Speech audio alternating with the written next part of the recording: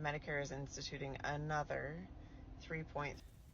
The very first time I ever sent an email about insurance reimbursement cuts, I got called a liar, a fearmonger, and hateful.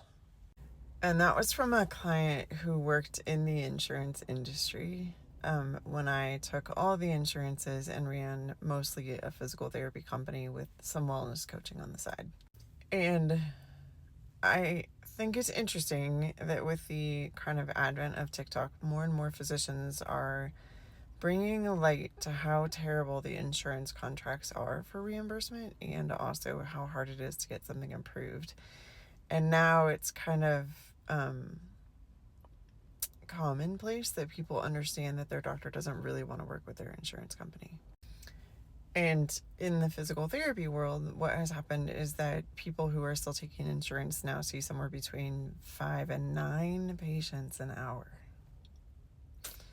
And I don't know about you, but I didn't get into the medical field to spend 2 minutes with a patient. I got into the medical field to help people heal. And that post was originally posted in 2023, and now in 2026, the cuts aren't as bad this year, but it's still another 2.4%.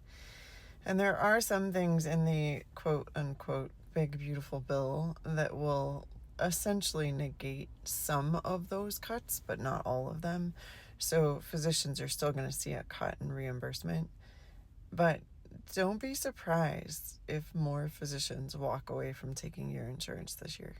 It shouldn't take 9 faxes and 32 pieces of paper being filled out in order to get coverage for your session, which is why I completely walked away from taking any and all insurance 3 years ago. And there's a lady on here who owns a surgery center who is basically losing her contract with United Healthcare because she's talking about how bad United Healthcare is at actually covering procedures even after she has prior authorization. And that's actually a violation of her contract with United Healthcare, which is why her surgery center is losing coverage with United Healthcare. As a provider who takes insurance, you're not really even allowed to tell somebody what their estimated cost of visit is. Even if you know it down to the penny, you have to say something like, we believe that your cost will be somewhere around. You can't tell them, we know the estimated cost is going to be this. And you certainly can't do the ethical thing and tell that patient how to engage an HR representative at their company to get a patient advocate on the insurance side so that they're always dealing with the same person for all of their claims across a year. And then you're really not supposed to tell them that they also have the right to, if all of their appeals fail, file a claim with the insurance commissioner for the state and have the insurance commissioner review whether or not payment should be dealt out with penalties and interest. And all these physicians that are on here doing this and telling you that yes, the insurance company is the one screwing you over, not them, they're putting their careers at risk, because in some states telling you all of those things is actually an antitrust violation. So when you ask me, do I take your insurance, and I emphatically say no, just know that I didn't come to that decision lightly. That came from literally sitting in on meetings at Center for Medicare and Medicaid Services, trying to renegotiate contracts that were absolutely ridiculously low, like $8 a session, regardless of what I did with the person or how much time I spent with them. Looking at ways to improve reimbursement in my clinic by supposedly, quote unquote, diversifying my patient base. But I was one of the few people in the state who actually took their insurance and didn't have a 3-month wait. I had a slight hiccup with launching my app, and we didn't get enough testers and had to extend the testing window.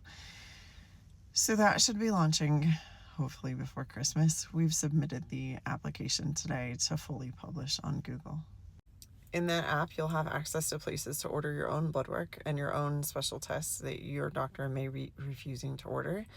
And you'll have ways to reference material that then tells you what's actually going on in the blood work and what you can do about it. Because I'm tired of people having a 5-alarm fire that started with 1 alarm that got ignored for years before anyone did anything about it.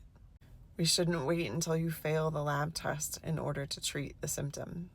That's not care. That's brushing you off because your insurance company says we won't reimburse for that. The app will be a place where you have access to basically every single program, and depending on how much support you want through that program or how little support you want through that program depends on the cost. And there will be programs on there that are as low as $10 a month plus your supplements. But again, those supplements are transient because you should never be on anything forever. We need to teach your body how to heal so that you don't need the supplements. And there'll be a variety of either monthly or annual plans that you can choose from to decide, again, where you want to be in that continuum of care. I'm looking forward to helping more people find their optimal health, their optimal vitality, and get out of this hamster wheel that is the insurance conundrum that keeps you sick and desperate.